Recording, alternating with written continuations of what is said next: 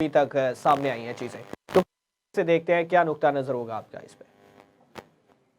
देखिए, इसमें एक बात तो बहुत फसाहत के साथ जो है ना रजा साहब चुके हैं कि जो माजी में जो है ना इस किस्म की जो है ना हमारे यहाँ हुकूमतें रही हैं। हम्म।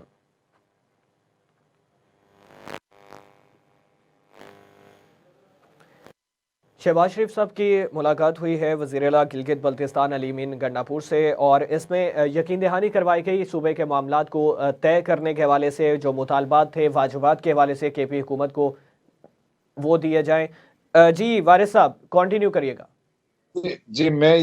ये आपसे अर्ज कर रहा था कि उसमें जो है ना देखिए उसकी फसाहत के साथ जो है ना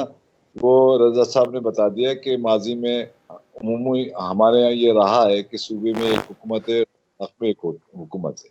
लेकिन उनके दरमियान वर्किंग रिलेशनशिप जो है ना आईनी वर्किंग रिलेशनशिप बरकरार रही है। और ये एक अच्छी बात है, ये एक यानी गुड पोस्चर के तौर पर जो है ना मैं इस मुलाकात को देखता हूँ। हाँ, अलबत्ता इसमें ये बात बहुत अहम है जो कि रजा साहब ने निशानदेही जिसकी की कि अभी अभी यानी नून लीग के जराए ने ये यानी रिवील किया है इस बात को कि ये मुलाकात जो है वो गंडापुर साहब की